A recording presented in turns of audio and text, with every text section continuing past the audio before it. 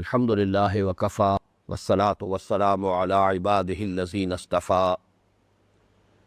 خصوصاً علی افضلهم وخاتم النبیین محمد الامین وعلی آلہ وصحبہ اجمعین اما بعد فاعوذ باللہ من الشیطان الرجیم بسم اللہ الرحمن الرحیم الحمد للہ رب العالمین الرحمن الرحیم مالک یوم الدین ایاک نعبد و ایاک نستعین اہدنا الصراط المستقیم صراط الذین انعمت علیہم غیر المغضوب علیہم ولا الضالین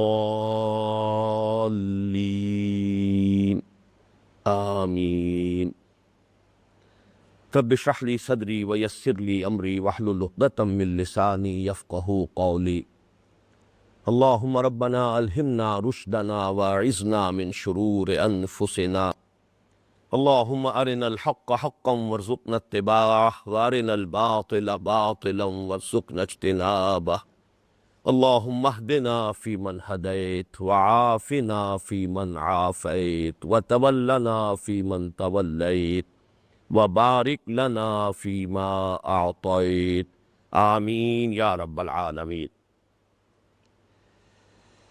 اس وقت جو ہم سورہ فاتحہ کا مطالعہ کر رہے ہیں تو وہ مطالعہ قرآن حکیم کے منتخب نصاب کے ضمن میں اس کے درس خامس کی حیثیت سے، اسی لیے میں نے پہلی دو نشستوں میں خاصا وقت لیا ہے کہ اس درس میں جو اس کا ربط ہے، خاص طور پر درس ثالث سے، سورہ لقمان کے دوسرے رکوع کے مضامین سے جو گہری مناسبت ہے سورہ فاتحہ کو، اس کو میں نے بار بار نمایاں کیا ہے تاکہ وہ جو ایک منطقی سلسلہ ہے مضامین کا، جس طرح کہ یہ ایک تدریج کے ساتھ یہ مضامین جو ہے وہ پھیل رہے ہیں، تفصیل کی طرف آ رہے ہیں، تو اس کا جو تسلسل ہے اور اس میں جو تدریج ہے اور اس میں جو منطقی ربط ہے، اس کا سرا ہاتھ سے چھوٹنے نہ پائے۔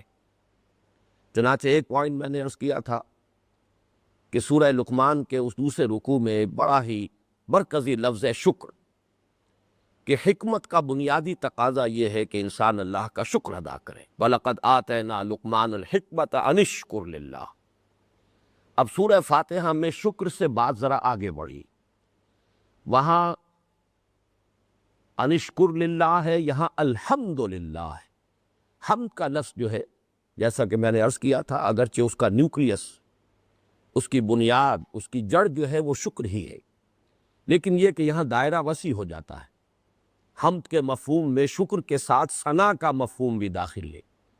ثنا کہتے ہیں کسی کی خوبی کو بیان کرنا، خواہ اس سے آپ کو کوئی فائدہ پہنچا ہو یا نہ پہنچا ہو، کوئی خوبی ہے، کوئی کمال ہے، کوئی حسن ہے، کسی بھی اعتبار سے اس کا ذکر کرنا ثنا، جیسا کہ میں نے عرض کیا تھا، تثنیہ دو کو کہتے ہیں۔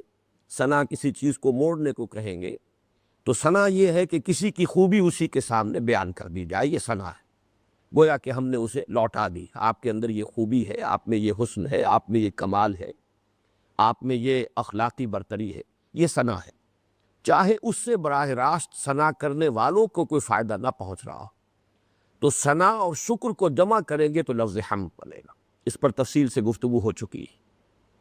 اسی طریقے سے سورہ لقمان کے دوسرے رکوع میں یہ دو تصورات تو آ گئے تھے کہ نیکی نیکی ہے، بدی بدی ہے، فطرت انسانی ان کے مابین تمیز کرتی ہے، انہیں پہچانتی ہے علیحدہ علیحدہ۔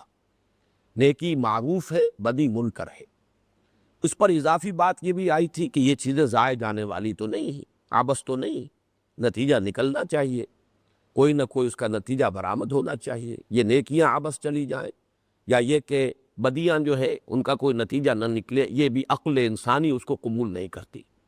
یہ مضامین آگے چل کر جو ہمارا اگلا درس ہے اس ایمان کے مباحث میں، سورہ آل عمران کے جو آخری رکوع کی 6 آیات پر مشتمل ہے، یہ تدریجاً یہ اپنے نقطۂ کمال کو وہاں پہنچے گا مضمون، لیکن اسی تدریج کو نوٹ کرا رہا ہوں۔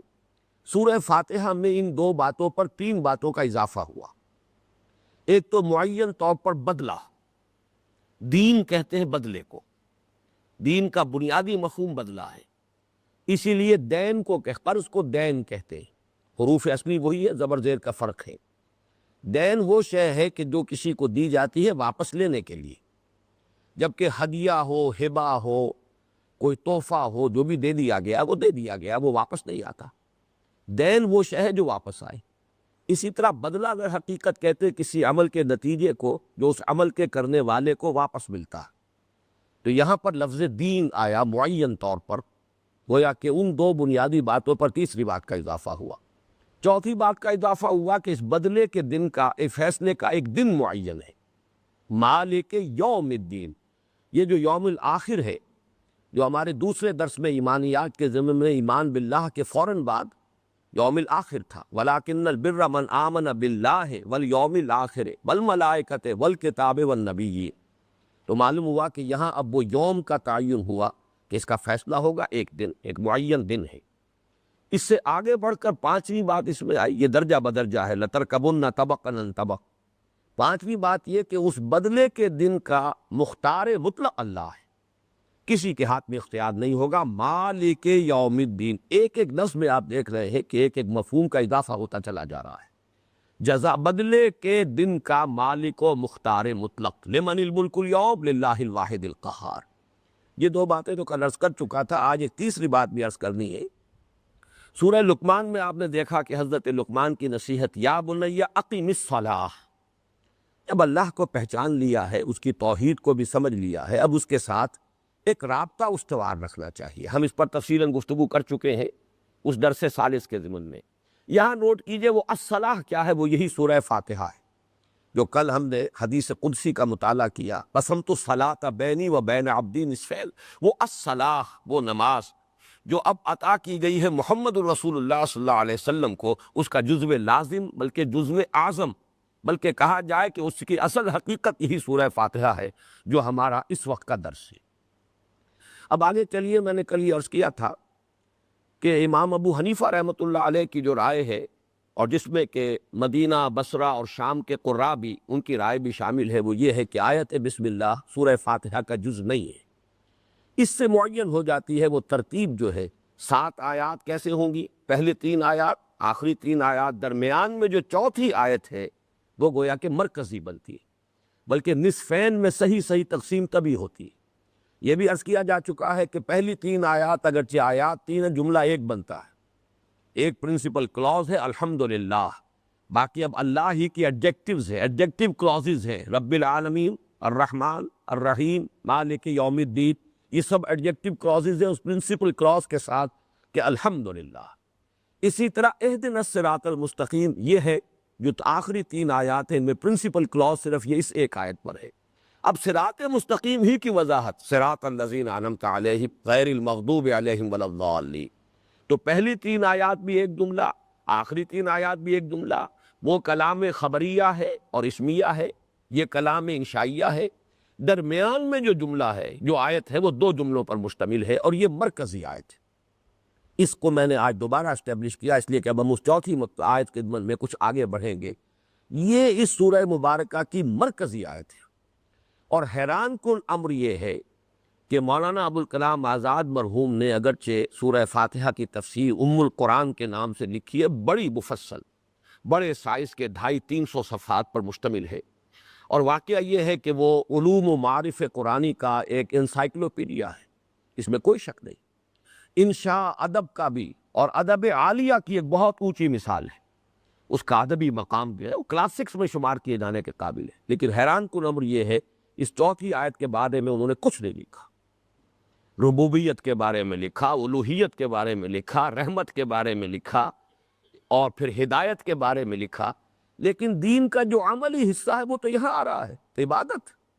اس پر چند جملے ہیں، وہ بھی در حقیقت علیحدہ فصل کا عنوان قائم کر کے نہیں، اس آیت کا اس میں عنوان ہی نہیں۔ یہ بہت اہم نکتہ ہے، اس پر میں نے تفصیل سے گفتگو کی ہے اپنے ان دروس میں کہ جو آڈیوز کی شکل میں موجود ہے۔ اب چونکہ اس وقت ہم اختصار سے کام لے رہے ہیں، لہذا میں نے صرف اشارہ کیا ہے، جن حضرات کو اس میں تفصیل میں جانے کی دلچسپی ہو وہ پھر ان کیسز کو سنیں۔ اس میں ایک نکتہ اور نوٹ کیجئے، پہلی 3 آیات میں جو بھی کلام ہے وہ تھرڈ پرسن میں ہے، غائب کے صیغے سے۔ الحمدللہ، کل حمد، کل ثنا، کل تعریف کا سزاوار حقیقی اللہ ہے۔ یہاں خطاب نہیں ہے۔ الحمدللہ رب العالمین الرحمن الرحیم مالک یوم الدین، ایک سٹیٹمنٹ ہے، ایک حقیقت کا اعتراف ہو رہا ہے، لیکن اس میں خطاب نہیں ہے، ایک غیاب کی سی کیفیت ہے، کہ جیسے یہ تھرڈ پرسن میں صیغہ غائب میں بات ہو رہی۔ اب یہاں پر رنگ بدل، ایاک نعبد و ایاک نستعین، اب یہاں خطاب ہے۔ یہاں در حقیقت بنیادی جو ہے اسلوب کا فرق واقع ہو رہا ہے، اور یہاں بھی صرف اس وقت میں حوالہ دینے ہی پر اکتفا کروں گا۔ علامہ اقبال کے خطبات میں غالباً چوتھا جو خطبہ ہے، meaning of prayer in Islam, اس پریئر کی اصل حقیقت یہ اس میں خطاب ہوتا ہے، ورنہ الحمدللہ الحمدللہ الحمدللہ تسبیح کیجئے آپ، یہ ذکر تو ہو گیا، اس میں خطاب نہیں ہے، کلام نہیں ہے، مکالمہ اور مخاطبہ نہیں ہے۔ سبحان اللہ سبحان اللہ سبحان اللہ ایک حقیقت ہے جس کا آپ بار بار اسے ریپیٹ کر رہے ہیں، اس کی تکرار کر رہے ہیں، اس میں خطاب نہیں ہے۔ جبکہ اصل جو نماز ہے یا اصل پریئر ہے، اصل دعا ہے، جس کے بارے میں اقبال نے الفاظ استعمال کیے ہیں کہ وہ جو محدود انا ہے، انائے صغیر ہے، اور وہ جو انائے کبیر ہے، دی بگ آئی ایم، وہ اللہ، اننی انا اللہ لا الہ الا انا، دی بگ آئی ایم، یہ الفاظ جو اقبال نے استعمال کیے۔ ایک چھوٹا سا انا ہمارے اندر بھی ہے، ہم بھی اپنے اندر ایک محسوس کرتے، میں، ہماری ایک انا ہے، ہماری ایک خودی ہے۔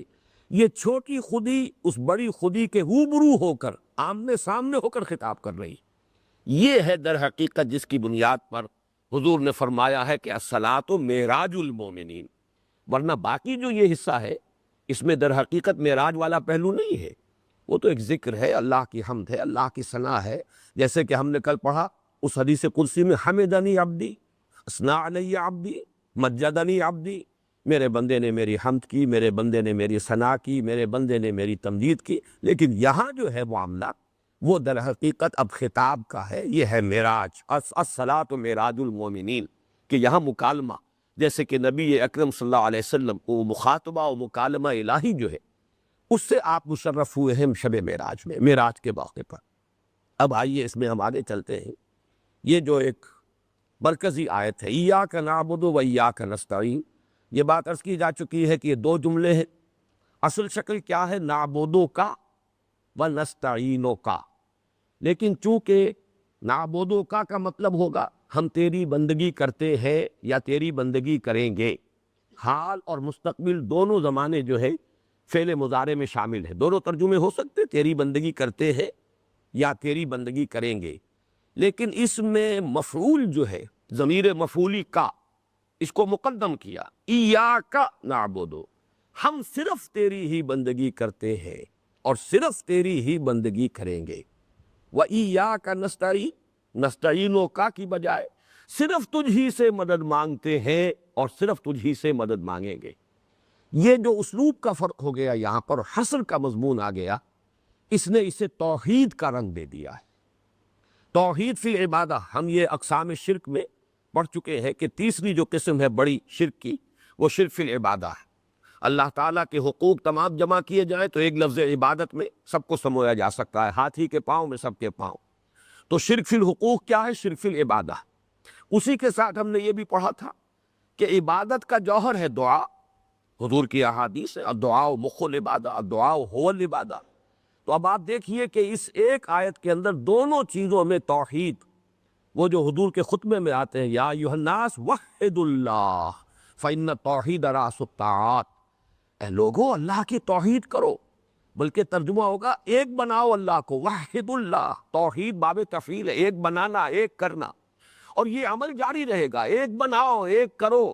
کسی درجے میں بھی اگر تمہارے طرز عمل میں کوئی شائبہ شرک کا ہے، اور پاک کرو اور صاف کرو، تمہاری توحید اور خالص ہوتی چلی جانی چاہیے۔ وحد اللہ، یہ وحد اللہ کا معاملہ ہے کہ یہاں پر دو توحیدیں آ گئی، دو توحید عملی شمار ہوگی۔ ایک توحید نظری ہے، توحید عقیدہ ہے، اللہ کے ساتھ کوئی شریک نہیں، نہ اس کے صفات میں نہ اس کی ذات میں، یہ تو توحید عقیدہ، توحید علمی، توحید نظری ہے۔ توحید عملی تو یہی ہے کہ اللہ کی بندگی میں کسی کو شریک نہ کیا جائے، اللہ کی عبادت میں کسی کو شریک نہ کیا جائے، وَلَا يُشْرِكْ بِعِبَادَةِ رَبِّهِ أَحَدًا، جو آخری الفاظ سورہ کہف کے، اور عبادت کا جوہر ہے دعا لا تدعو مع اللہ احدا، اللہ کے سوا کسی اور کو پکارو نہیں۔ تو در حقیقت یہاں اس اسلوب حصر کی وجہ سے توحید کا مضمون جو ہے، توحید عملی، وہ پورا کا مضمون یہاں پہ آ گیا ہے۔ اے اللہ، اے رب، ہم صرف تیری ہی بندگی کرتے ہیں اور کریں گے، اور صرف تجھ ہی سے مدد مانگتے ہیں اور مانگیں گے۔ اب ذرا اس پر اس اعتبار سے غور کیجئے کہ اگر ہم اس کا ترجمہ کریں حال میں، تو بظاہر تو یہ ہلکی بات معلوم ہوتی ہے، مستقبل کے اعتبار سے عہد بنے گا۔ حال میں ترجمہ کریں گے تو یہ ایک بیان ہے، اظہار حال ہے۔ اے اللہ، ہم ایسا کرتے ہیں، اے اللہ، ہم تیری ہی بندگی کرتے ہیں اور تجھی سے مدد مانگتے ہیں۔ لیکن یہ کہ اظہار حال اگر آپ اس کو لیں گے تو یہ بہت قول ثقیل ہے، بڑی بھاری بات ہے۔ اس لیے کہ اگر ہم اپنے باطن میں جھانکیں تو ہمیں تو بہت سی بندگیاں نظر آ جاتی ہیں۔ ہم اپنی خواہشات کی بندگی کر رہے ہیں، ہم نہ معلوم کن کن بتوں کو پوج رہے ہیں، کہیں غیر شعوری کہیں شعوری اعتبار سے، کہیں دولت کو پوج رہے ہیں، کہیں شہرت کو پوج رہے ہیں، کہیں کسی اور کو پوج رہے ہیں۔ تو یہ کہنا بہت مشکل ہے۔ اسی اعتبار سے یہ جو دعائے قنوت ہے مجھ پر یہ بڑی بھاری گزرتی ہے۔ اللہم انا نستعینک ونستغفرک ونؤمن بک ونتوکل علیک ونصلی علیک۔ بڑے بڑے دعوے ہیں یہ۔ ان دعووں کو کرتے ہوئے آدمی جو ہے چمی گویم مسلمانم کہ میں مسلمان ہوں، بے لرزم، تو مجھ پر لرزہ طاری ہوتا ہے۔ اس اعتبار سے بظاہر تو محسوس ہوتا ہے کہ حال میں ترجمہ کیا جائے تو وہ نسبتاً ہلکا ہے، لطیف ہے۔ میرے نزدیک در حقیقت اس اعتبار سے یہ ایک بہت بڑی جسارت ہے۔ بلکہ میں سوچ رہا تھا آج تو مولانا حالی کا وہ مصرع یاد آ رہا تھا کہ یہ بہت بڑی جرت ہے، پھر یہ بہت بڑا دعویٰ ہے، پھر ایسا دعویٰ نہ کیجیے گا۔ حالی کی بڑی مشہور نظم ہے، مجھے الفاظ سے یاد نہیں ہے۔ تو یہ ایک دعویٰ بن جاتا ہے، ادعا بن جاتا ہے، اللہ میں تیری ہی بندگی کرتا ہوں، اور اے اللہ میں صرف تجھ ہی سے مدد مانگتا ہوں۔ تو اس میں اب زائد بات ہے، تفصیل میں جانے کا موقع نہیں ہے۔ میں نے جو اقسام شرک میں ساری چیزیں، شرک فی العبادت کن کن چیزوں میں آ جاتی ہے، شرک فی المحبت، شرک فی الاطاعت، ان تمام چیزوں کے اندر اپنا جائزہ لے انسان، تو واقعہ یہ ہے کہ یہ کہنا بہت مشکل ہے، بہت مشکل ہے۔ البتہ اگر اسے مستقبل کے ساتھ لیجئے تو یہ تو چونکہ ایک ہونے والی بات ہے، ایک عہد ہے، ایک معاہدہ، بھاری تو پھر بھی ہے، بڑا بھاری معاہدہ ہے، بہت بڑا عہد ہے جو اللہ سے کیا جا رہا ہے۔ اے اللہ، صرف تیری ہی بندگی کریں گے اور صرف تجھی سے مدد مانگیں گے۔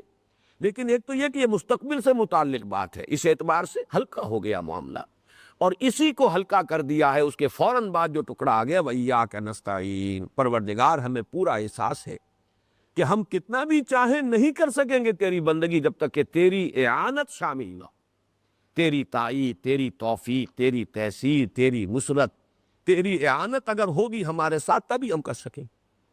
یہی ہے در حقیقت وہ بات جس کی بنا پر کہ حضور کا یہ معمول تھا کہ آپ کے جو اذکار مسنونہ ہیں نماز کے بعد کے، ان میں ہے اللہم اعنی علی ذکرک و شکرک و حسن عبادتک۔ اے اللہ، میری مدد کر کہ میں تجھے یاد بھی رکھ سکوں، تیرا ذکر کر سکوں جیسے کہ تیرے ذکر کا حق ہے، اور اعنی علی ذکرک و شکرک، تیرا شکر ادا کر سکوں، اور یہ کہ تیری عبادت کا حق ادا کر سکوں خوبصورتی کے ساتھ، حسن عبادتک۔ تو تیری مدد ہوگی، تیری نصرت ہوگی، تبھی میں پورا ہو سکوں گا۔ العزم منی والاتمام من اللہ، ارادہ میں کر رہا ہوں، اے اللہ میں عہد کر رہا ہوں، میں نے پہچان لیا ہے تو ہی رب ہے، تو ہی مالک ہے، میں نے جان لیا ہے تیرے ہی حضور میں حاضری ہے، جواب دہی کے لیے تیرے ہی سامنے پیش ہونا ہے اور تیری ہی بندگی کرنی ہے۔ یہ باتیں میں نے پہچان لی، لیکن عملاً اس پر پورا اترنے کے لیے میں تیری مدد کا محتاج ہوں۔ ایاک نعبد و ایاک نستعین۔ باقی اب اس میں کچھ تفصیل میں جانا، عبادت کا مفہوم کیا ہے، چند جملوں میں پھر دہرا رہا ہوں، یہ باتیں بار بار آ چکی ہیں کہ عبادت کے بارے میں جمہور جو محققین ہیں لغت کے، انہوں نے کہا العبادت التذلل، کسی کے سامنے عاجزی کرنا، گڑ گڑانا، بچھ جانا، اس کے سامنے اپنے آپ کو گرا دینا، بچھا دینا، یہ عبادت ہے۔ البتہ اسی عاجزی اور تذلل کا ایک پہلو یہ بھی ہے، کسی کا غلام بن جانا، لیکن غلامی کا دنیا میں تصور یہ ہے کہ یہ فورسڈ ہوتی ہے، اگرچہ اس کے لیے بھی لفظ جو ہے عبد قرآن مجید میں آیا ہے، چنانچہ حضرت موسیٰ علیہ السلام کے قول میں بھی آیا ہے اور فرعون کے قول میں بھی آیا ہے، ان کے باہمی مکالمے جو قرآن مجید میں نقل ہوئے ہیں۔ جب حضرت موسیٰ علیہ السلام دربار فرعون میں آئے ہیں پہلی مرتبہ اور دعوت آپ نے پیش کی ہے، تو فرعون کا یہ قول نقل ہوا سورہ مومنون کی آیت نمبر 47 میں، فَقَالُوا أَنُؤْمِنُ لِبَشَرَيْنِ مِثْلِنَا وَقَوْمُهُمَا لَنَا عَابِدُونَ۔ وہ تمام سردار جو تھے فرعون کی قوم کے، انہوں نے کہا کیا ہم اپنے جیسے دو انسانوں کی بات مان لیں، اور جبکہ ان کا حال بھی یہ ہے، اپنے سٹیٹس میں وہ ہم سے کہیں کمتر ہے، ان کی قوم تو ہماری غلام قوم ہے۔ اب ظاہر بات ہے کہ یہاں وہ غلام قوم جو ہے وہ غلام تو تھی، لیکن ظاہر بات ہے کہ وہ تو فورسڈ غلامی تھی، جبری غلامی تھی۔ وہ کوئی پرستش اس معنی میں نہیں کرتے تھے ان کی، جس معنی میں کہ کسی معبود کو پوجا جاتا ہے، اس کی پرستش کی جاتی ہے، لیکن خالص غلامی کے لیے بھی لفظ، اسی لیے غلام کے لیے لفظ عبد آتا تھا۔ اگرچہ حضور نے پھر روکا ہے کہ نہ کہا جایا کرے کسی کو کسی کا غلام، کسی کا عبد نہ کہا جائے، یہ لفظ استعمال نہ کیا جائے، یہ اللہ تعالیٰ ہی کے ساتھ جو ہے اس کی مناسبت ہے، لیکن یہ کہ وہاں تو یہ معروف لفظ تھا۔ اسی طریقے سے سورہ شعراء کی آیت نمبر 22 میں حضرت موسیٰ کا قول آیا کہ جب فرعون نے کہا کہ تم وہی نہیں ہو، الم نربک فینا ولیدا، کیا تم وہی نہیں ہو اے موسیٰ جو ہمارے ہاں پلے ہو، ہمارے ٹکڑوں پر تمہاری پرورش ہوئی ہے، ہم نے تمہیں پالا پوسا اپنے ہاں جبکہ تم چھوٹے سے بچے تھے۔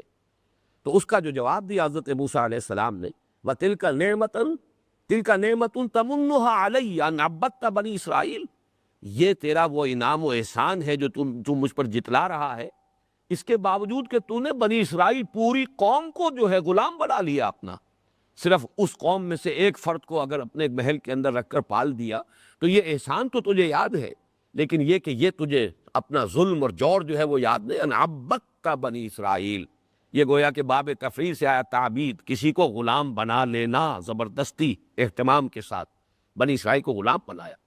اب اس سے تیسرے درجے میں آئیے، ہمارے ہاں جو عام تصور عبادت کا ہے، جو اس وقت عوام کا ہے، اور اس میں اضافہ کر رہا ہوں کہ ہمارے مذہبی طبقات کی اکثریت کا تصور بھی تاحال وہیں تک محدود ہے، اور وہ کچھ مراسم عبودیت تک ہے، عبادت بجا لانے کا، یعنی اظہار عجز کے لیے انسان کیا کرتا ہے۔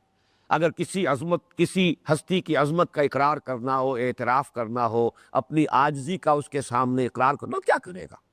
اس کے لیے قنوت ہے، جھک کر کھڑے ہو جانا، ہاتھ باندھ لیا تو اور بھی زیادہ ہو گیا اپنی عاجزی کا اظہار، اس کے سامنے رکوع کر دینا، اس کے سامنے سجدہ کر دینا، اس کی تسبیح و تحمید کرنا۔ اب یہ تمام چیزیں کیا اظہار تذلل، اپنی عاجزی کا اظہار۔ تو مراسم عبودیت در حقیقت اسی کا نام ہے۔ ہر شے کے لیے کوئی نہ کوئی ظاہری شکل تو چاہیے۔ رسم کہتے ہیں رسم الخط قرآن مجید کا، کہ جو اس کے الفاظ کو لکھنے کے لیے کوئی شکل تو ضروری ہے، حروف کی کوئی صورت ہے، اور یہی لفظ آیا اس حدیث میں جس میں کہ حضور نے فرمایا ہے کہ جو فتنے کی شدت ہوگی اس درجے کو کہ لا یبقى من الاسلام الا اسمہ ولا یبقى من القرآن الا رسمہ، ایک وقت آئے گا کہ اسلام میں سے سوائے اس کے نام کے کچھ نہیں بچے گا، اور قرآن میں سے سوائے اس کی رسم کے کچھ نہیں بچے گا۔ مراد رسم الخط، حروف رہ جائیں گے، معانی جو ہے وہ نہیں رہیں گے۔ ڈھونڈو گے، ڈھونڈ اب ان کو چراغ رخ زیبا دے کر وہ معانی کہیں عالم واقعہ میں نظر نہیں آئیں گے، ہاں الفاظ میں لکھے ہوئے رسم الخط ہے۔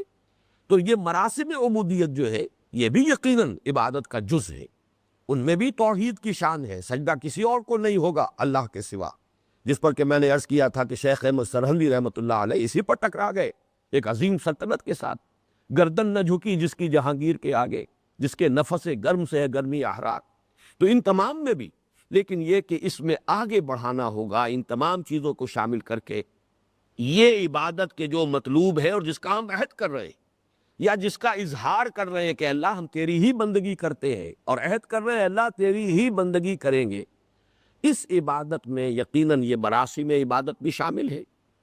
اس میں اظہار عجز و تذلل جو ظاہری بھی ہو باطنی بھی ہو، اسی لیے کہا گیا ہے والذین هم فی صلاتہم خاشعون، پورا وجود جو ہے جھکا ہوا ہو۔ پھر اس میں پوری اطاعت جو ہے اس عبادت کا جسد ظاہری ہے، اور اس میں چوتھی چیز کا اضافہ ہوگا، وہ پوری اطاعت جو ہے وہ محبت کے جذبے سے، جذبہ شکر سے سرشار ہو کر، جیسا کہ میں نے متعدد مرتبہ اب بھی دہرایا ہے ان نشستوں میں کہ در حقیقت جذبہ تشکر ہی ہے جو جذبہ عبادت کی شکل اختیار کرتا ہے، اس لیے کہ شکر کا تقاضا یہ ہے کہ جس نے آپ کے ساتھ کوئی بھلائی کی ہے آپ بھی اس کے ساتھ کوئی بھلائی کیجئے، هل جزاء الاحسان الا الاحسان۔ اب اگر تو وہ کوئی ایسی ہستی ہے جس کو آپ کوئی بدلہ دے سکے تو آپ نے بدلہ کر دیا، آپ کے ذہن پر کوئی بوجھ نہیں رہے گا، لیکن یہ کہ اگر کوئی ایسی ہستی ہے سورج ہے اسے کیا بدلہ دیں گے آپ؟ اس کی تمازت سے فائدہ اٹھا رہے، بدلہ کیا دیں گے؟ لہذا اس کے سامنے ایک سر جھکا دیے، سجدہ کیجیے سورج کو۔ اسی طریقے سے اس سے اور بہت اونچا لے جائیے، اللہ کو کیا بدلہ دیں گے آپ؟ اللہ کے سامنے تو جھک جانا ہے، عبادت ہے، اس کے ہر حکم کو بلا چون و چرا مان لینا ہے۔ البتہ یہ جذبہ تشکر پھر یہ اور آگے بڑھے اور ایک محبت کی شکل اختیار کرے، والذین آمنوا اشد حبا للہ۔ تو روح عبادت محبت خداوندی، اور جسد عبادت اللہ کی اطاعت بلا چون و چرا پوری زندگی میں۔ ہاں خطا ہو جائے، بربنائے طبع بشری، بھول ہو گئی، چوک ہو گئی، جذبات کی رو میں آدمی بہہ گیا، ماحول کے زیر اثر کوئی غلط حرکت سرزد ہو گئی، تو یہ ہے کہ فوراً توبہ کر۔ انما التوبۃ علی اللہ للذین یعملون السوء بجہالۃ ثم یتوبون من قریب۔ اللہ نے اپنے ذمے لیا ہے ایسے اپنے بندے کی توبہ کو قبول کرنا، اپنے اوپر گویا کہ واجب کر لیا ہے۔ جو کہیں جہالت میں، نادانی میں، جذبات کی رو میں بہہ کر کوئی غلط حرکت کر بیٹھے لیکن پھر جلد ہی توبہ کر لے، ڈیرا نہ لگا لے وہاں، وہیں پر جو ہے اوڑھنا بچھونا بنا کر نہ بیٹھ جائیں، بلکہ جو وقتی طور پر لغزش ہو گئی ہے فوراً توبہ کرے۔ یہ توبہ اللہ کو بہت عزیز ہے، بہت پسند ہے۔ بہت ہی شب سمجھ کے شان کریمی نے چن لیے قطرے جو تھے میرے عرق انفعال کے، لیکن جان بوجھ کر زندگی کے کسی ایک گوشے میں بھی اگر اسے مستثنیٰ کر دیا اللہ تعالیٰ کی اطاعت سے تو شرک فی الاطاعت ہو گیا۔ شرک فی الاطاعت در حقیقت شرک فی العبادت ہے۔ تو یہ تمام تصورات ذہن میں تازہ کر لیجئے۔ اسی طرح وَإِيَّاكَ نَسْتَعِينُ، اب یہ نستعین میں نوٹ کیجئے، اعانت باب افعال ہے، کسی کی مدد کرنا، استعانت باب استفعال ہے، کسی سے مدد طلب کرنا۔ اسی وزن پر اسی باب سے بہت سے الفاظ ہیں، در حقیقت کے جو مضمون اور مفہوم کے اعتبار سے وہ دروازہ بند کرواؤ، یہ ایک دوسرے سے بہت قریب ہے۔ استعانہ، اسی کے ساتھ نوٹ کیجئے استعاذہ۔ استعاذہ کیا؟ کسی کے پناہ میں آنا۔ پناہ میں آنا بھی تو کسی کی مدد حاصل کرنے کے لیے، کسی کی پروٹیکشن حاصل کرے، استعاذہ۔ چنانچہ در حقیقت دو معوذتین جو ہے وہ اسی کا ایک عکس ہے۔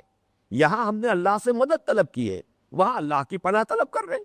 قل اعوذ برب الفلق، قل اعوذ برب الناس۔ یہ اس مصحف کا آغاز ہے اور وہ مصحف کی انتہا ہے اور اس کا اختتام ہے۔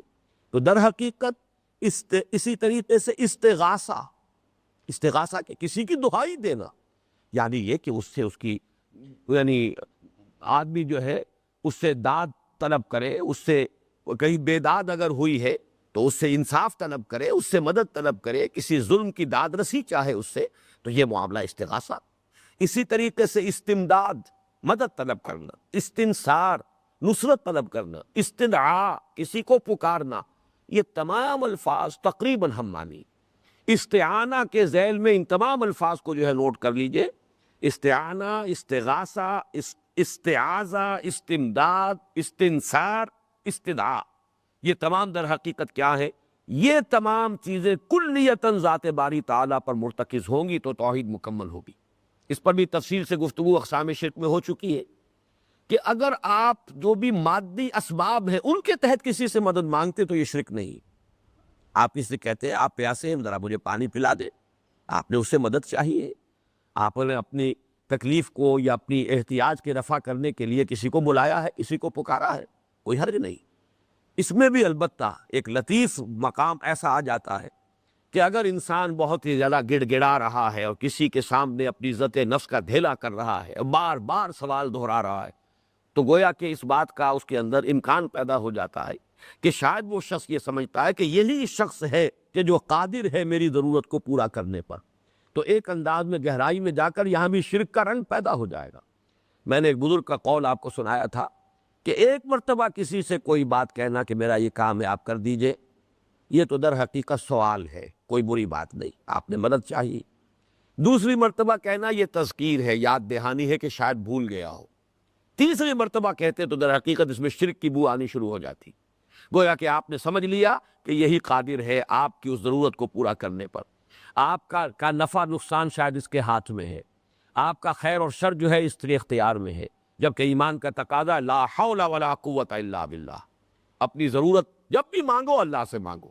اللہ کی انگلیوں کے مابین ہے تمام انسانوں کے دل، وہ جس کے دل میں چاہے گا ڈال دے گا اور آپ کی ضرورت پوری کر دے گا۔ یہ ایک بہت اونچا بلند مقام ہے توکل کا۔ لیکن یہ تو معاملہ ہوا اس میں کہ جو کسی ظاہری جو دنیاوی اسباب ہیں، مادی اسباب و وسائل کے ذریعے سے کسی سے کچھ مانگنا، لیکن یہ کہ ماورائی انداز میں کسی سے کچھ بھی طلب کرنا، غیر مرئی ہستی کو، غیر موجود ہستی کو پکارنا، یہ تو گویا کہ اس میں کسی شک و شبے کی گنجائش نہیں۔ لا تدعو مع اللہ احدا، وہ استغاثہ ہو، وہ استعانہ ہو، وہ استمداد ہو، وہ شیئا للہ ہو، کوئی بھی شکل اختیار کی جائے، وہ در حقیقت شرک ہے، اور وہ اس ایاک نستعین، صرف تجھ ہی سے مدد مانگتے ہیں۔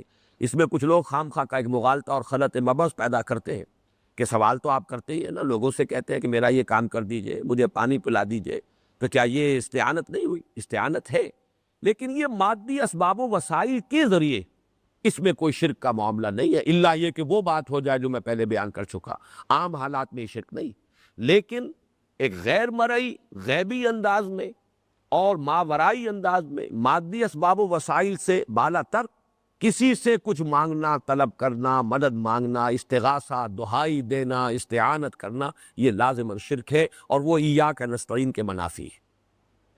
اب آگے چلیے، اب آخری حصہ رہ گیا، اہدنا الصراط المستقیم۔ یہاں سے میں نے عرض کیا تھا کہ یہ کلام کی دوسری قسم شروع ہوئی۔ اب تک کلام خبریہ تھا، کلام خبریہ اس میں جملہ اسمیہ بھی آ گیا اور جملہ فعلیہ بھی آ گیا۔ کلام انشائیہ کچھ طلب کرنا، کسی سے کچھ مانگنا، کسی کو کوئی حکم دینا، امر اور نہیں یا تمنا، یہ مختلف چیزیں جو ہے یہ کلام انشائیہ ہے۔ تو کلام انشائیہ میں یہاں جو آ رہا ہے اہدنا الصراط المستقیم، اے اللہ ہمیں ہدایت دے سیدھے راستے کی، اس راستے کی جو بالکل سیدھا ہے۔ جیسا کہ میں نے عرض کیا ہے، یہ ہے پرنسپل کراس، اور اس کے تابع ہے۔ اب اس سیدھے راستے کو منفی اور مثبت دو اعتبارات سے ڈیفائن کیا جا رہا ہے۔ صراط الذین انعمت علیہم، یہاں صراطہ پر زبر آیا ہے، کیوں آیا ہے؟ کہ یہ اس صراطہ کا بدل آ رہا ہے، اہدنا الصراط المستقیم، پوائے پر وہاں پر بھی زبر ہے، یہاں پر بھی آیا ہے، یہ اس کا بدل ہے۔ راستہ ان کا جن پر تو نے انعام فرمایا، غیر المغضوب علیہم ولا الضالین، جو نہ مغضوب ہوئے اور نہ گمراہ ہوئے۔ اس کے بارے میں ذرا ایک نحوی اشکال ہے، وہ میں بعد میں عرض کروں گا، لیکن ابھی تو اصولی طور پر سمجھیے کہ ہدایت جو ہے اس کو دو اعتبارات سے سمجھ لیجئے۔ ہدایت کے ایک تو ہے مراحل اور ایک ہے ہدایت کی قسمیں۔ ہدایت کے مرحلے جو ہے وہ بے شمار ہیں، موٹے موٹے اگر ہم بیان کریں گے، کسی کو کوئی صحیح بات بتا دینا یہ بھی ہدایت ہے، سیدھا رستہ صرف بیان کر دینا، اس کو ڈسکرائب کر دینا یہ بھی ہدایت ہے، اس سیدھے رستے کی طرف باقاعدہ اشارہ کر دینا یہ بھی ہدایت کا اگلا قدم ہو جائے گا، اس سیدھے رستے پر انگلی لے کر کسی کو انگلی پکڑ کر چلانا یہ بھی ہدایت ہے، اور منزل مقصود پر پہنچا دینا یہ بھی ہدایت ہے۔ اس کی سادہ سی مثال ہے کہ کوئی شخص آپ سے کوئی پتہ پوچھ رہا ہے، کوئی اجنبی ہے، آپ کے محلے میں آیا ہے، آپ کے شہر میں آیا ہے، کوئی ایڈریس ہے۔ اب ایک تو یہ کہ آپ بتاتے ہیں کہ فلاں طرف جاؤ، فلاں سڑک، فلاں چوک، وہاں سے مڑنا، پھر بائیں، پھر دائیں، وغیرہ وغیرہ، آپ نے لمبا چوڑا لیکچر دے دیا، آپ فارغ ہوئے، آپ نے اس کی درخواست پوری کر لی، یہ بھی یقیناً آپ کا ایک کام ہے، آپ نے خدمت کی ہے، یہ بھی ایک ہدایت ہے، رہنمائی آپ نے کر دی ہے، رہنمائی ہے۔ ایک یہ ہے کہ اب آپ اس کو لے کر چلے اور آپ نے اس کو آخری درجے میں منزل مقصود پر پہنچا دیا، یہ ہے بھئی وہ آپ کا مطلوب مکان، مطلوب مقام، اور یہاں تک پہنچا دیا۔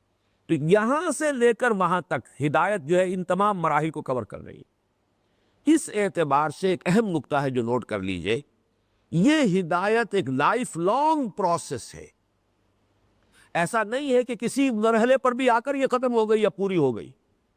اس ہدایت کا انسان محتاج رہے گا مرنے تک، ورنہ یہ ہے کہ انسان کے سامنے ایک اشکال آ سکتا ہے کہ ایک شخص کو ایمان بھی میسر آ گیا، قرآن پر بھی یقین رکھتا ہے، نیک راستے پر بھی چل رہا ہے، پھر بھی کہہ رہا ہے اہدنا الصراط المستقیم۔ اگر ہدایت صرف راستہ بتانا ہوتا، اگر ہدایت صرف راستہ دکھانا ہوتا تو وہ تو اللہ نے بتا دیا، دکھا دیا، پھر یہ نماز کی ہر رکعت میں اہدنا الصراط المستقیم، جیسے کہ حضرت ابراہیم دعا کر رہے ہیں 100 برس کی عمر میں بھی، ربنا وجعلنا مسلمین لک ومن ذریتنا امۃ مسلمۃ لک، سارے مراحل طے کر آئے ہیں، سارے کٹھن سے کٹھن تر امتحانات جو ہے ان سب سے گزر آئے، سب میں کامیاب ہو گئے. وَإِذِ ابْتَلَىٰ إِبْرَاهِيمَ رَبُّهُ بِكَلِمَاتٍ فَأَتَمَّهُنَّ. پھر بھی دعا ہے، اس لیے کہ یہ دعا اس وقت کی ہے جب کہ خانہ کعبہ کی تعمیر کر رہے ہیں باپ بیٹا. بیٹا بھی یقیناً اس عمر کو پہنچ چکا ہے کہ باپ کے ساتھ اس تعمیر کے کام میں اسسٹ کر رہا ہے، مدد کر رہا ہے. تو وہ تقریباً 100 برس کی عمر حضرت ابراہیم کی بنتی. ربنا وجعلنا مسلمین لک. مرتے دم تک انسان محتاج ہے کہ اللہ تعالیٰ سے ہدایت اور استقامت، اور اس میں اور اضافہ، جیسے کہ سورۃ الضحیٰ میں آیا ہے کہ جیسے فرمایا کہ ہر آنے والا لمحہ وَلَلْآخِرَةُ خَيْرٌ لَكَ مِنَ الْأُولَىٰ. تو یہ ترقی درجہ بدرجہ ہوتی چلی جائے گی، علم میں، معرفت میں، گہرائی میں، گہرائی میں، وسعت میں ترقی ہوتی چلی جائے گی. لہذا گویا کہ زندگی کے آخری سانس تک اہدنا الصراط المستقیم، اے رب ہمارے ہدایت دے، ہمیں ہدایت بخش، ہمیں چلا یہاں تک کہ ہمیں منزل مراد تک پہنچا دے، منزل مقصود تک پہنچا دے. چنانچہ یہی الفاظ ہیں جو اہل جنت کا جو ترانہ حمد ہوگا. کل میں نے آپ کو گنوائے تھے کہ حمد کا لفظ کہاں کہا تھا. جہاں لفظ شکر آنا چاہیے وہاں لفظ حمد آتا، اس لیے کہ حمد کا اصل جو نیوکلیس ہے وہ شکر ہے. الحمدللہ الذی وہب لی علی الکبر اسماعیل و اسحاق. الحمدللہ الذی اطعمنا وسقانا وجعلنا مسلمین. الحمدللہ الذی اذهب عنی العزا وعافانی. الحمدللہ الذی احیانی بعدما اماتنی. اسی طریقے سے جب جنت میں داخل ہو جائیں گے اہل جنت، الحمدللہ الذی ہدانا لہذا وما کنا لنہتدی لولا ان ہدانا اللہ. کل حمد، کل شکر، کل ثناء اس اللہ کی ہے جس نے ہمیں یہاں تک پہنچا دیا، اور ہم ہرگز پہنچ نہ پاتے، ہم ہدایت نہ پاتے، ہم اس منزل مقصود تک نہ پہنچ پاتے اگر اللہ ہی نے ہم کو ہدایت نہ دی ہوتی. تو ایک بات تو یہ نوٹ کیجئے کہ ہدایت کے درجات ہے، اور انسان آخری سانس تک انسان اس کا محتاج ہے. اور اسی لیے یہ دعا جو ہے، یہ نماز، چونکہ وہ تو آخری اللہ تعالیٰ اس کی توفیق دے، ہمت دے. اگر انسان پر کوئی وقت موت سے پہلے ایسا گزرتا ہے کہ اس کی ہوش و حواس نہ رہے تو بات دوسری ہے، ورنہ آخری وقتاً نماز پڑھ لی ہے.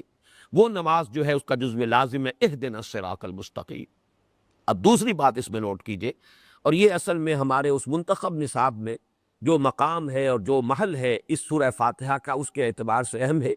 میں نے پہلی نشست میں کچھ تھوڑے سے اشارے اس کے بارے میں کیے بھی تھے، لیکن اب ذرا اس کو میں چاہتا ہوں کہ اس ہدایت کے جو مدارج ہے اور اس کی جو قسمیں ہیں، لَتَرْكَبُنَّ طَبَقًا عَنْ طَبَقٍ، یہ ہدایت بھی تمہیں درجہ بدرجہ ملے گی. یہ بھی اچانک ایک دم نہیں ہو جائے گی، بلکہ اس میں بھی مراحل آئیں گے، مدارج آئیں گے. اس میں دو بنیادی جو ہے قسم ہدایت کی وہ اپنے ذہن میں رکھیے. ایک ہدایت ہے علمی، فکری، نظری. ایک ہدایت ہے عملی. اس نظری، فکری اور علمی ہدایت کے لیے اصل اپریٹس انسان کے اندر موجود ہے. فطرت، عقل، جس کو ہم بار بار کہتے ہیں ایک سلیم الفطرت انسان، سلیم العقل انسان. فطرت اصل میں کیا ہے؟ وہ روح ربانی جو انسان میں پھونکی گئی ہے، وَنَفَخْتُ فِيهِ مِن رُوحِي. یہ ہے در حقیقت کے جو انسان کو ان حقائق جو ہے اس کائنات کے گویا کہ ان کا خلاصہ اس کے اندر مضمر ہے. اس اعتبار سے جو نظری جو ہدایت ہے وہ تو انسان میں ہے، ودیت شدہ ہے. وہ تو روح جو ہے اس کے اندر وہ سارا کچھ، وہ معرفت موجود ہے، ڈورمنٹ ہے. یہ بات دوسری ہے. یہ ہمارے اس دوسرے حصے میں جو تیسرا درس آئے گا، سورہ نور کی جو آیات نور پر مشتمل ہے، وہاں جا کر یہ حقیقت زیادہ تفصیل سے کھلے گی. لیکن نوٹ کر لیجئے کہ یہ جو نظری علمی جو ہدایت ہے، اس کی اصل میں جو دو چیزیں ہیں بنیادیں وہ انسان میں ہے. اصلاً فطرت سلیم، فطرت سلیمہ اور عقل سلیم. نبوت کے ذریعے سے اس میں کیا ہوتا ہے، یہ میں نے اس سے پہلے بھی کچھ عرض کیا تھا، لیکن نوٹ کیجئے. ایک تو یہ کہ نبوت کے ذریعے سے، وحی کے ذریعے سے، وحی نبوت یہ در حقیقت ایک ہی سلسلہ ہے، ایک وحدت کی حیثیت سے اسے سامنے رکھیے. ایک تو اس میں یقین کی گہرائی پیدا ہوتی. عقل پہنچا دیتا ہے، چراغ راہ ہے، منزل نہیں. یقین کی بات ہونا چاہیے، ایسا ہونا چاہیے، عقل تقاضا کرتی ہے. کوئی ہونا چاہیے اور عالم جس میں انسان کو نیکی کا بدلہ اور بدی کی سزا مل جائے. چاہیے یا ہونا چاہیے یہ ایک جگہ ہے، ایک مرحلہ ہے. ایک یہ کہ ہے، یہ ہے کا معاملہ ہے کہ جو انبیاء کرام کے ذریعے سے ہی لوگوں کو ملتا ہے. اور چونکہ انہیں مشاہدات کرائے جاتے، ان کے سامنے ان کے لیے وہ صرف ایمان بالغیب نہیں ہے، نبی کے لیے ایمان بالغیب نہیں ہے۔ کذالک نری ابراہیم ملکوت السماوات والارض، ملکوت سماوات والارض کا مشاہدہ کرایا جاتا ہے، شب معراج میں مشاہدہ کرایا گیا۔ اس اعتبار سے وہ ہوتے ہیں مجسم یقین، اور ان کے وجود سے یقین پھوٹتا ہے اور وہ متعدی ہوتا ہے اور پہنچتا ہے دوسروں تک، جیسے کہ بھٹی کے سامنے آپ بیٹھیں گے تو حرارت آپ کو ملے گی۔ یہ جو یقین کی گہرائی ہے، گہرائی ہے، یہ نبوت کے ذریعے سے ملتی ہے۔ اور نمبر 2، بعض ایسے امور ہیں جن تک عقل کی سرے سے رسائی ہے ہی نہیں۔ عقل تو جیسا کہ ہم نے اس درس ثالث میں دیکھا ہے، اللہ کو پہچان لے گی، منعم حقیقی کو پہچان لے گی، اس کی توحید کو پہچان لے گی، اس کے بعد یہ کہ جزا و سزا کچھ ہونا چاہیے، اعمال ضائع ہونے والے نہیں ہیں، یہاں تک پہنچ جائے گی۔ لیکن اب آگے یہ کہ بعث بعد الموت ہے، ایک دن آئے گا تمام انسان اکٹھے کیے جائیں گے، حشر و نشر ہے، حساب کتاب ہے، وضع الکتاب فتر المجرمین مشفقین مما فیہ، پھر یہ کہ وحی ہے، ملائکہ ہے، یہ تمام امور غیبی ہے، ان تک رسائی کیا کوئی جو ہے ذریعہ عقل کے پاس نہیں۔ یہ تفاصیل جو ہے یہ ہمیں اس میں ملتی ہے نبوت کے ذریعے سے۔ تو ہدایت نظری، ہدایت علمی، ہدایت فکری، اس کے ضمن میں بنیادی شے انسان کے اندر اللہ نے ودیت کر کے دنیا میں بھیجا ہے۔ البتہ یہ کہ اس میں یقین کی گہرائی اور گہرائی، اور اس میں کچھ امور غیبی کی تفاصیل، یہ در حقیقت جو انبیاء کرام کے ذریعے ہی سے، وحی کے ذریعے ہی سے یہ امور جو ہے وہ انسان کو ان کی تفاصیل معلوم ہو سکتی ہے۔ اس کے بعد آتا ہے معاملہ عملی جو ہدایت ہے۔ عملی ہدایت کو بھی 2 حصوں میں تقسیم کیجئے، ایک انفرادی سطح پر، ایک اجتماعی سطح پر۔ انفرادی سطح پر تو انسان کا کانڈکٹ، اس کے لیے بھی یوں سمجھیے کہ فطرت کے اندر نیکی اور بدی کا شعور موجود ہے، اندر سے استفت قلبک، اسی لیے فرمایا گیا اپنے دل سے پوچھو۔ یہاں اندھا بہرا انسان کو پیدا نہیں کیا ہے، جعلناہ سمیعا بصیرا، ہم نے اس کو باطنی بھی بصیرت دی ہے اور اس کو ظاہری بصارت بھی دی ہے۔ لہذا یہ جو ہے کمپس اس کے اندر موجود ہے، ڈائریکشن معین کرنے کے لیے، یہ نیکی کا ہے اور یہ بدی کا ہے۔ لہذا اس اعتبار سے بھی انسان کے اندر نیکی اور بدی کا شعور ودیت ہونے کی بنا پر جو اس کا ایتھیکل ایٹیچیوڈ ہے، دنیا میں جو اخلاقی رویہ اس کا ہے، اس کے لیے بنیادی مواد فطرت کے اندر موجود ہے۔ البتہ یہاں انسان محتاج ہے کس بات کا؟ اسے ایک توازن چاہیے۔ نیکی کے مختلف داعیات بھی غیر متوازن ہو سکتے ہیں، ان میں بھی ضرورت ہے توازن پیدا کی جائے۔ کسی وقت نیکی ہی حد اعتدال سے تجاوز کر کے ایک برائی کی شکل اختیار کر لیتی، جس کی سب سے بڑی مثال جو ہے وہ دنیا میں رہبانیت کا نظام ہے، غیر فطری نظام۔ کوئی شخص یہ نہیں کہہ سکتا کہ وہ کوئی بدی کا جذبہ تھا، جذبہ تو خیر کا تھا، لیکن یہ کہ وہ جذبہ غیر معتدل ہو گیا، غیر متبادل ہو گیا، حد اعتدال سے تجاوز کر گیا، وہ فطرت انسانی کے بلکہ طبع انسانی کے تقاضوں کو اس نے نظر انداز کر دیا۔ نتیجہ یہ ہے کہ جب پھر طبع انسانی نے ریوولٹ کی تو چاروں شانے چت جو ہے گرے ہوئے نظر آئے اکثر و بیشتر لوگ، کہ بظاہر تجدد کی زندگی ہے اور بباطن عیاشی ہو رہی ہے، بدماشی ہو رہی ہے۔ تو یہ در حقیقت نیکی ہی کا جذبہ ہے جو غیر معتدل، غیر متوازن ہو کر بدی کی صورت اختیار کر رہا ہے۔ لہذا ایک متوازن ماڈل کی ضرورت ہے۔ یہ متوازن ماڈل ہے کہ جو نبوت کے ذریعے سے انسان کو مل سکتا ہے۔ لَقَدْ كَانَ لَكُمْ فِي رَسُولِ اللَّهِ أُسْوَةٌ حَسَنَةٌ۔ یہاں پر اب ایک حصہ باقی رہ گیا ہے ہدایت کا، اور وہ ہے اجتماعی معاملات میں ہدایت۔ اس پر انشاءاللہ آئندہ نشست میں گفتگو ہوگی۔ اقول قولی ھذا واستغفر اللہ لی ولکم ولسائر المسلمین والمسلمات۔